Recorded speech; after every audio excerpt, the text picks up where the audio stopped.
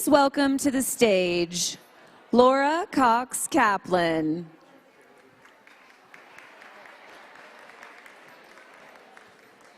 Hi again, everyone. Hello, hello. It's really bright up here. Hope everyone's enjoying dinner. I mean, what an amazing group of women and what an amazing couple of days together. I have been so inspired by all the stories that I've heard from so many of you about how your lives have been changed and touched in all these unique ways just by knowing each other and being part of this amazing organization.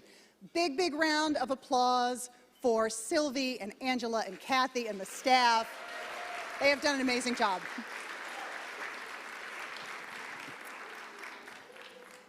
So our keynote speaker this evening is going to really further showcase what it means to challenge the status quo and really lean in. This is going to be a fabulous conversation.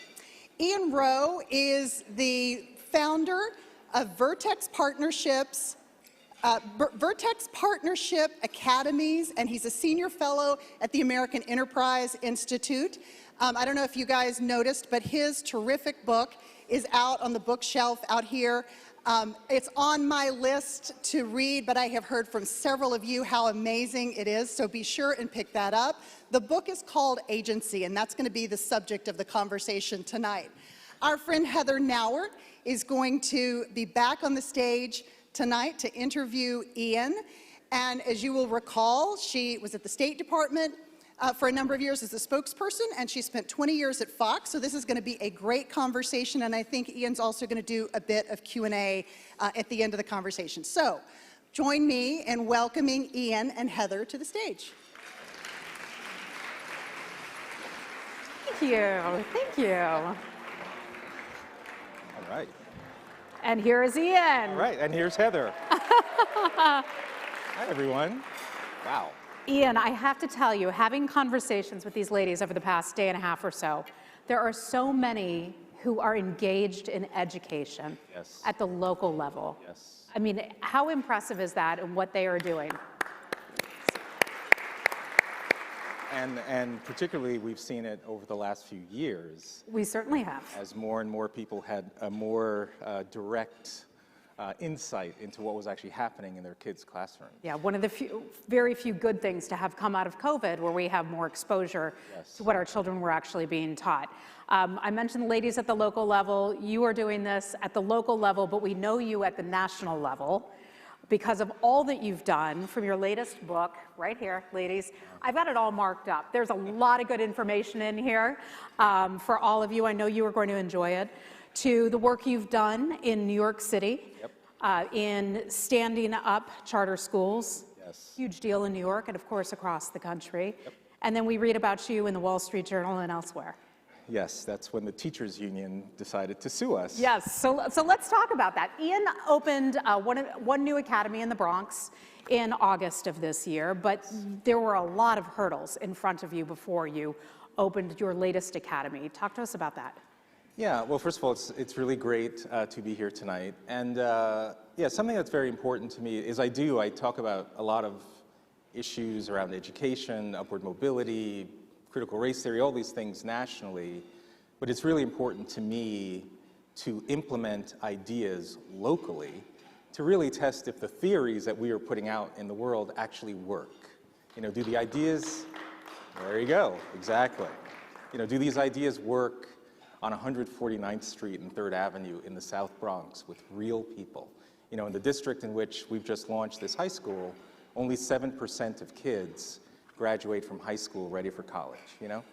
Meaning that 93% started 9th grade and either dropped out or they did earn their high school diploma, but still could not do math nor reading without remediation if they were to go to college, right? And when it comes to African American students, the number's even lower. The number's even lower, although it's hard to even go lower than 7%, you know, right?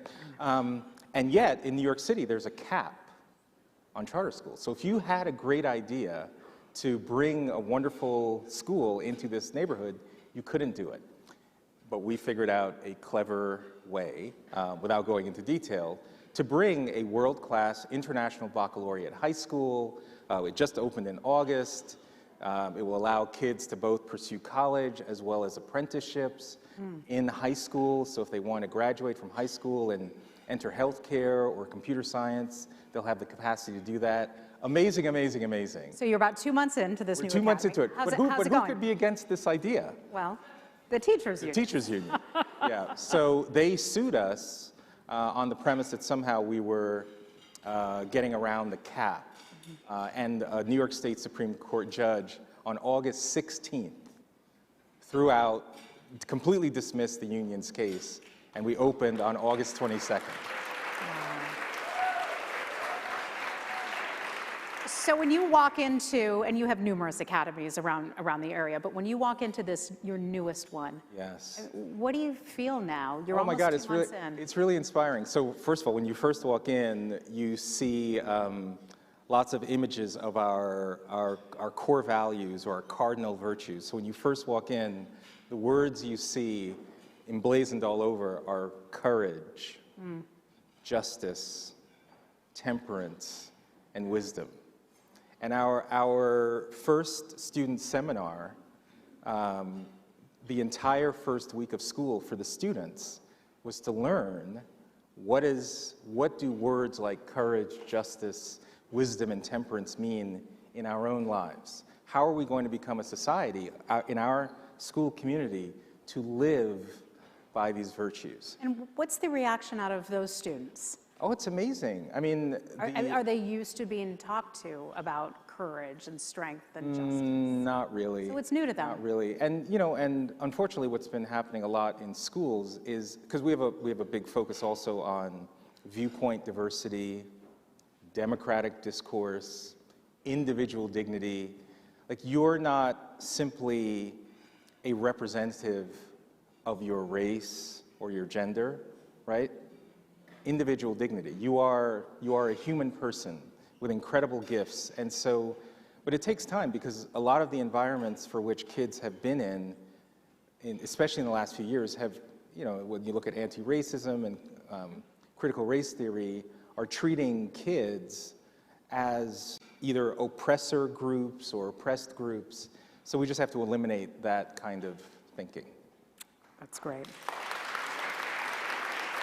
That's great.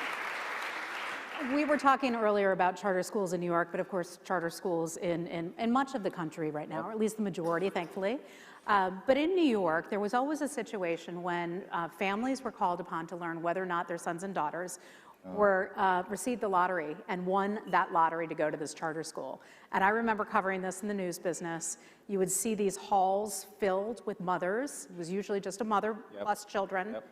And if they were called and they learned that they received this golden ticket, they jumped up and down, they cried, they were so excited. And that, to me, said everything you need to know about the value of these schools and how much it means to these families. Yeah, I mean, imagine if you were a 22-year-old mom, you were a single mom of a 5-year-old, and you're in a district in which only 7% of kids graduate from college, and you know that the school that you're zoned for is the beginning of that pathway, and there's another school, the charter school, and you are waiting.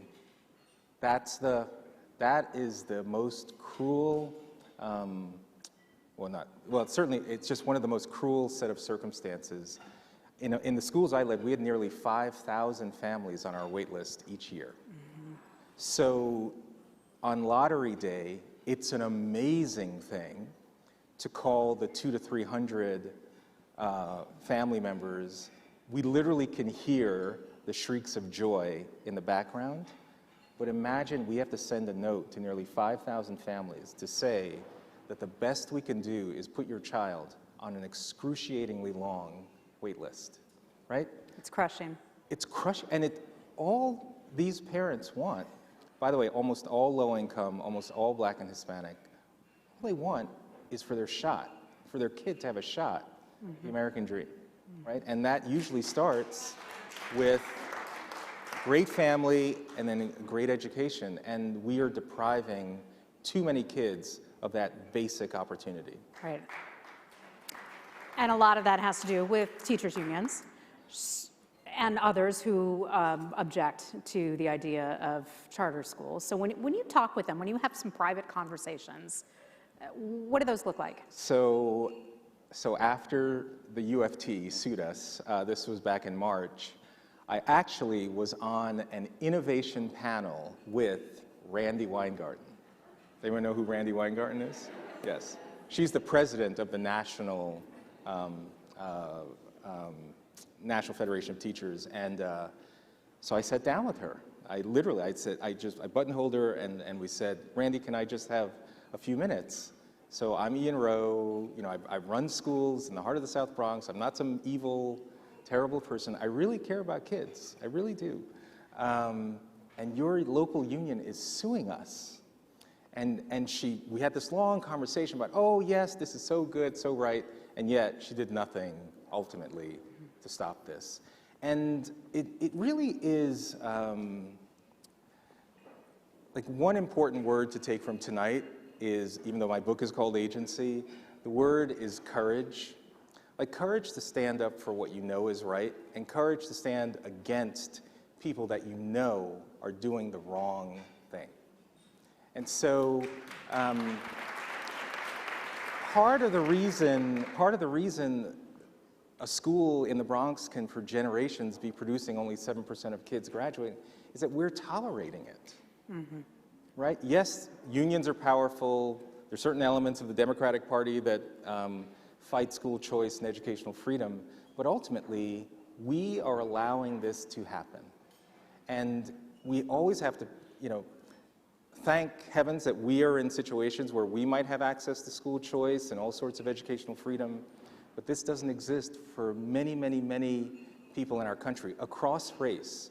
And so we have to have the courage to fight. And that's what I think is so exciting about what has happened in the last few years. More and more parents and moms in particular are saying enough. Because the whole idea that, oh, the schools over there are bad, but my school is fine, I think people have realized, wait a minute, that's not necessarily the case. I want to ask you about the courage to fight, because in many school districts, in many cities around the country, it takes a lot to get that courage. Yes, it does. When people are going to be criticized, men and women are going to be criticized in their communities, sometimes they will be called racist, sometimes they will be called homophobic. Right. I've been called all those things. A whole slew of names that is very disturbing for anybody to be called. What do you say to those people who say, I don't want to get involved, I don't want this to hurt my family or my business? Yeah, I get it. I ran for school board because in my own hometown of Pelham, thank you. And again, similarly, I can't talk about issues about kids being boxed into certain categories if when I was seeing it in my own school system that I wouldn't fight that. So I ran for school board. Our town had done something called an equity audit, and they had hired this consulting organization to do professional development, where they literally separated all of the teachers by race, and the white teachers are here, the non-white teachers are here. The white teachers were literally called enslavers because they are white. I'm like, this cannot be what we want for our kids or our faculty. And so I called it out. I wrote a critique of this equity audit and put it on the Pelham Facebook page for all parents that reached several thousand families. And suddenly, people had permission to say, you know what, I didn't like that either. And so the big lesson for me was, you're not alone when you are hearing ideas that you know don't make sense. You're not alone. And once you start speaking out, I know Beth Feely is here, one of my heroes. When you start to shout, when you start to call out these, yes, you may be called racist, yes, because again, I've been called all of it. But you start to realize that's all it is. There actually isn't substance behind these arguments. And so they're almost counting on you to buckle. To back down. They are counting on you to say, I don't want to do this, so they can just throw a word and then you're done. Don't let them.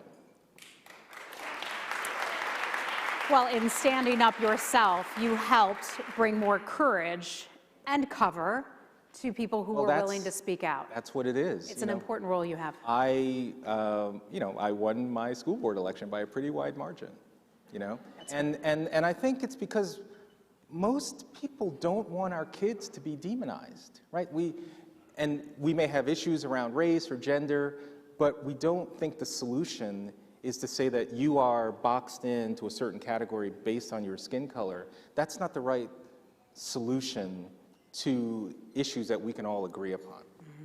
What are some of the questions that parents should be asking of their school administrators and their teachers? That's a great question. What's in the curriculum? I think it's a good thing that over the last couple of years, there are an increased number of what are called transparency laws, that parents now just have more of a sense of what are my kids learning, what are my kids even being called in school? In Pelham and in districts across the country, there are situations where you as a parent, so I'll tell you a story. In Pelham, there was a teacher that came to me. There was a parent-teacher conference coming up, and she was really nervous and scared because she was about to meet the parents for the first time who didn't know that their child has been called by a different name the entire year. So the principal, the teacher... By mistake, or is this by choice? No. This is because the kid, who was 12 years old, said, "I want to be known as X." I see. So everyone in the school Just want to clarify that. Yeah. Everyone in the school community knows this. The one person that didn't know or two people are the kids' parents. And so here's this teacher, right? So this is an example of what's, particularly around gender ideology. These are the kinds of things I think parents are just frustrated that suddenly the pact, the contract, the agreement between schools and parents constantly seems to be being violated.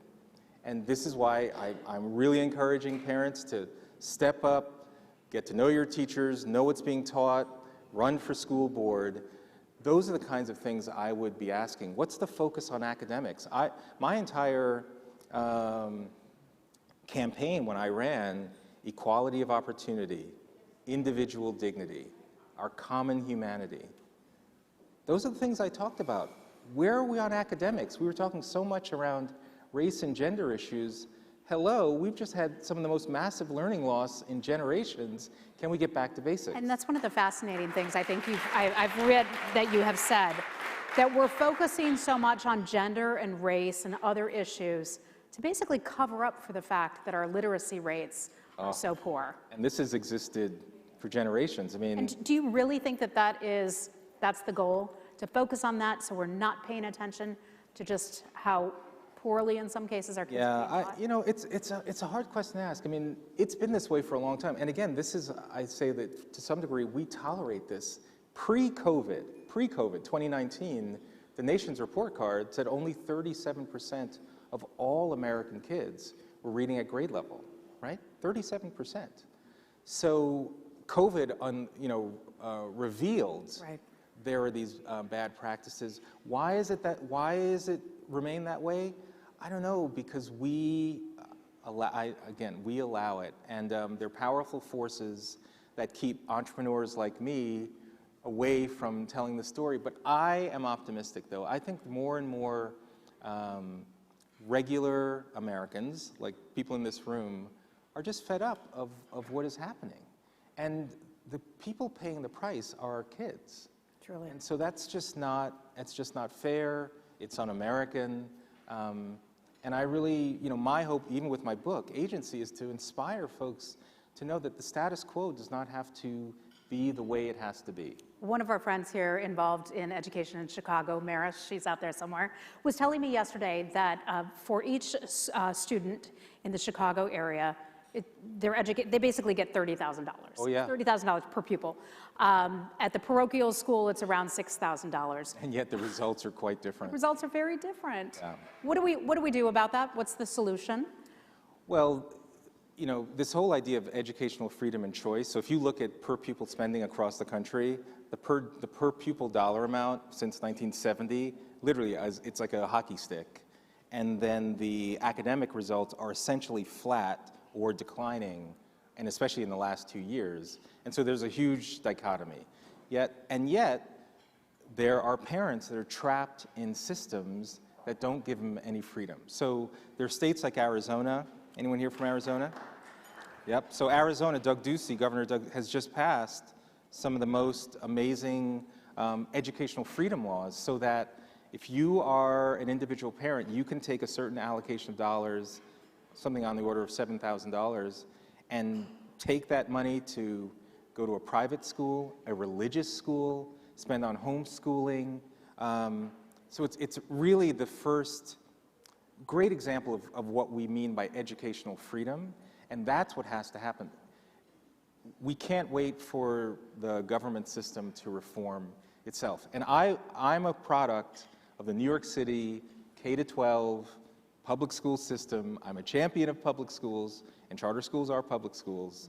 But we can't wait for the system to reform itself without having these high-quality options for parents. And you're a supporter of having the student take the money with him or with her to whichever school. Well, you know why I'm a supporter of that? Because when we lived in New York City and we had our second child, we said, you know what? Time to move.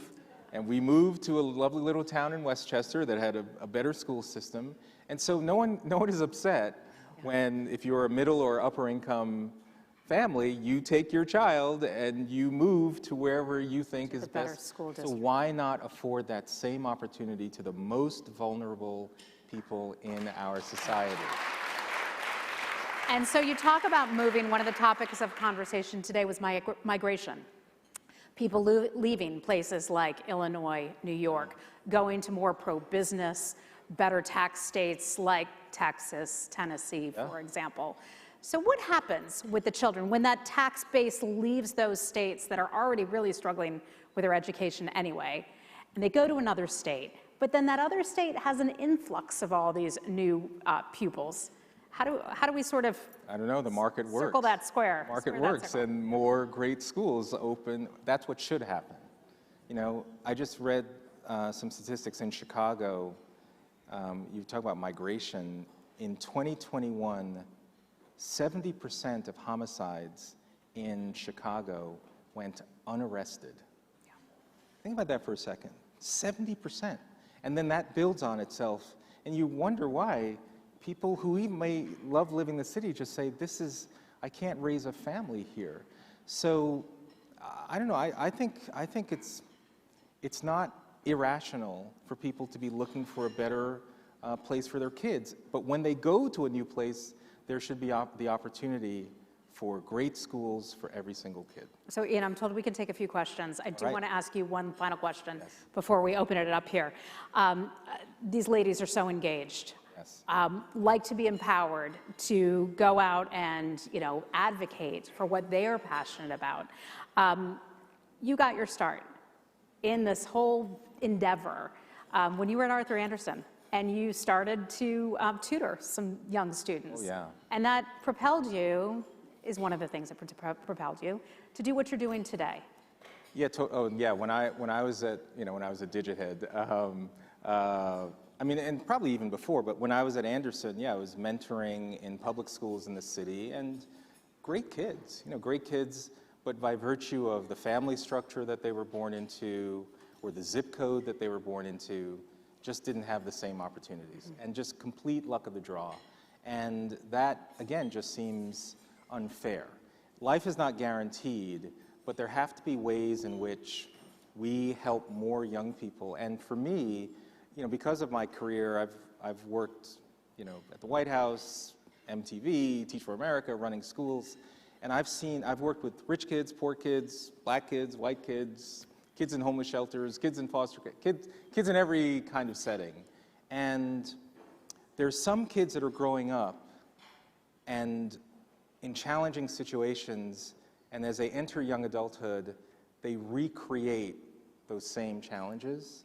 And yet there are other kids who are in those same situations and yet are able to achieve a different life course.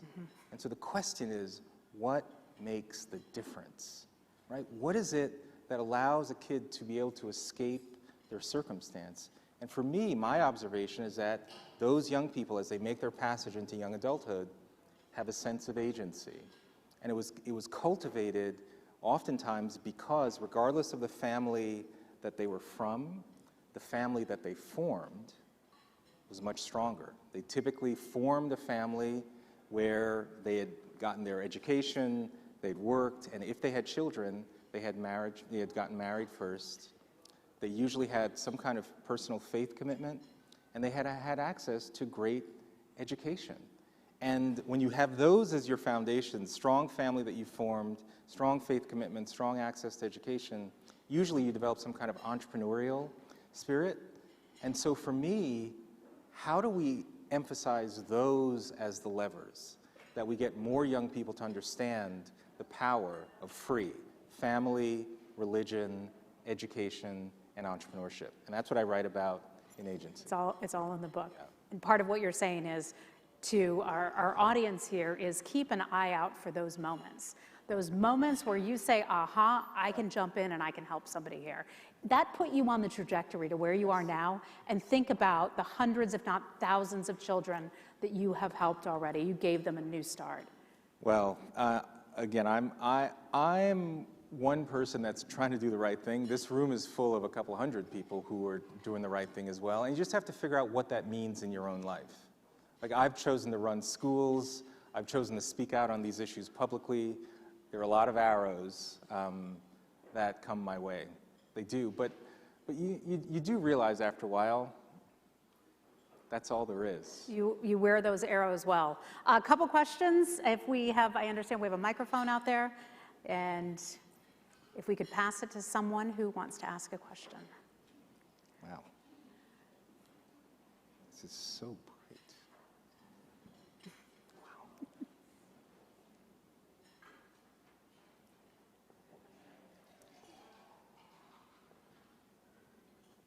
I'm afraid we can't see you, so just go right ahead and jump on in. Well, I'll just speak really loud because I have a big voice. We can hear you. First of all, just so excited to hear you speak. You're like a hero. My name is Maris. I'm from Empower, Illinois. And the question I would have is, we're all here, and my job every day is, every kid in the state of Illinois is my boss. I work for them. But what can we do on a daily basis or in our communities and to make a difference for all of those kids? So what would you say to each of us as we leave the room today, is this is something you can concretely do to make a difference for our children? Yep. So I guess I would say you can't boil the ocean, in the sense of you can't do everything. Like, for me, I've decided running schools is how I think I can have the most indelible impact on the rising generation, and then build a network that can be replicated in multiple places across the country. Not everyone wants to do that or can do that, and so I think it's first deciding what is it that you have within your own sphere of influence. I have, again, people that I know are struggling with that same question. Some run for school board, some write letters to their local editor, some take their company's matching program and they start tutoring. I started tutoring when I was at Arthur Anderson because I felt like, I was this lucky kid. My parents had been married for 48 years before my dad passed away. Like, I had an incredible upbringing, I felt very lucky. And then I started volunteering in schools, and here are all these kids that didn't have that. And so for me, just volunteering was enough. And in fact, it is what allowed you to grow. So I think one thing is don't boil the ocean, don't try to take on the entire system, just start small. I can guarantee you, in your local community, there's probably a volunteer opportunity that you can start, which is likely connected to mentoring with kids. And I can guarantee if you start that, you will then find the next thing, and the next thing, and the next thing. And that could result in running as an elected official. It could mean running for school board. It could mean any number of things. But then you're using your talents in a way that I think are most customized to who you are. Great answer, great tip. One more question? Wow, this is... Ian, thank you so much for serving. Back here in the very, very back. I'm short, so you might not Oh, there see you me. go. I've been standing. I love everyone's hats. So my name is Dawn Lang, and I am from Indiana, and I am running for Hamilton Southeastern School Board in Fishers, Indiana. Yes. So bless you for doing what you're doing, because I'm realizing your pain, literally, in this process. So as you came onto school board, what were the first 3 things that you tackled once you got on the board? What were the first 3 things I decided to focus on the board? That you decided to tackle and focus Yeah. on once you got in? 'Cause Yes, from the outside looking in, I'm sure you had one perspective. Yes. Going into the role, I'm sure you gained some insights as well. So it'd be helpful to understand what that looked like for you. So I'll tell you what my plan was, and then I'll tell you the very first thing that I focused on. So we had you become a board member starting July 1, so it's a 3-year term. And one of the first things that we did as a board was, as a team, we toured each of our facilities. And in our town, we had just built this beautiful new elementary school. And in the elementary school, as we were walking, I noticed these signs on the bathroom, all the single-use bathrooms. And the sign had an image of a man with a dividing line, an image of a woman with a dividing line, and then another image of a human, but this image had a half skirt and a half pant leg. And then there was the disabled sign, if you know, in the wheelchair. And so I looked at this sign and I said to my fellow board members, because this was our elementary school, and then the superintendent said, oh yeah, that sign is in all of our buildings, all 4 elementary schools, our middle school and high school.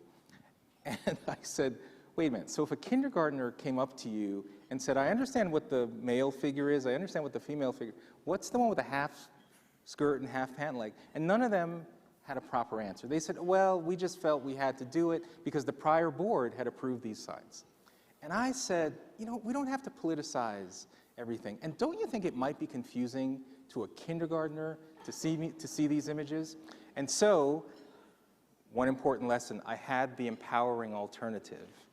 I took out an image, because in between seeing the sign and doing some quick research, I pulled out a bathroom sign that just had an image of a toilet seat. Right? That sign now replaced the 3-figure thing in all of our schools. Simple. Having an empowering alternative. And it's like when I raised the issue, I could almost see people saying, thank God you said that, because it seems crazy to me. But no one said anything. So I had, my whole agenda was around academics and slowing down the whole equity audit and stuff.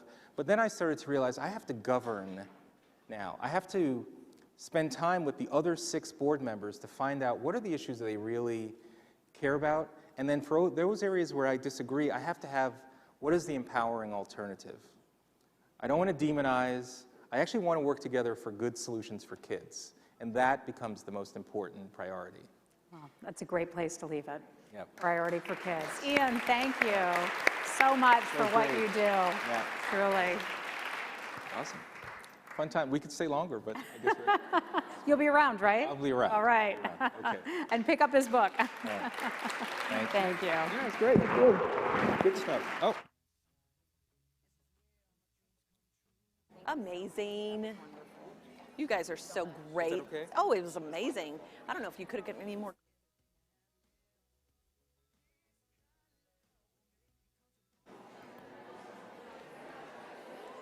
All right, everyone.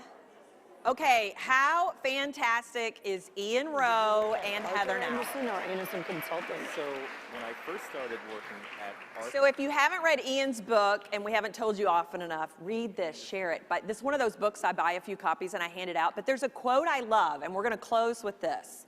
This originated from Aristotle. Our problem is not that we aim too high and miss. We know this. Our problem is we aim too low and hit. Ian encouraged us to lead lives we want and in turn encourage others to exercise their agency. But here's the quote that gets me. Freedom unexercised may become freedom forfeited. Should I say that one more time? Freedom unexercised may become freedom forfeited. So let's exercise our freedom. Let's show up. Keep doing the good work that you're doing. I am so encouraged by today. I hope you are too. And I really just want to say, if our work resonates with you, join as a member. Get started hosting conversations in your community. Sign up for CLEAR. There's a new class that's going to be in January. And of course, we're a nonprofit. So if you want to support us, that makes us real happy too. So I also want to tell you guys that a few little housekeeping items, okay? So let's see, tomorrow morning, who is going to get up early and do the HIT class? All right, 8 a.m. All right, so that's 7 a.m., right? Sylvia, are you going to do the HIT class? All right, see, look, Sylvia's going to do the HIT class. Big deal for me. It's going to be my first HIT class in a year. So. Oh my gosh. Okay, everyone should just show up and support Sylvie in her HIT class here, which is pretty amazing. I don't know if everybody kind of knows this about Sylvie, but she had a really unbelievable journey with health issues and an injury, and talk about somebody who just modeled for us. One, she was filming videos like from her hospital room, which was ridiculous last year, but she just modeled for us what it is to handle such difficulty with grace. And I'm so honored that you trusted us to carry on, but I'm even more excited that you're here with us. And let me tell you part of the reason I'm excited Sylvie's here, because I want to see her face when we go into Billy Bob's. I've never been. She's never been, and she asked me, what is a honky tonk? I said, let's just go. So there is an optional activity tonight. We're gonna meet in the lobby in about 30 minutes, 9:30. 9:30, we're gonna change in jeans. And boots. Right, and boots, because we are walking to the... Yeah, it's right across the street. So if Billy you've got the Bob's energy, honky-tonk. go into the honky tonk. Right. That's it. Honky tonk. It's very good. All right. So come on, join us. Okay. We're still gonna make it to the HIT class. She's still going to be at the HIT class. Y'all don't Definitely count going to that be at the out. HIT class. Okay, one last thing. This is fun. Okay, so if you look at your app, there's a leaderboard. And so these are the folks that have been using the app, engaging, posting on the wall. Okay? So guess who's number one? Carrie McCormick. Woo! All right, so Carrie, guess what? 2 nights at the Drover for you. So, well done. All right, everybody, thank you for an amazing night. We'll see you in the lobby. We'll see you in the lobby. We're gonna go line dancing. All right, thank you. All right. Thank you, everybody.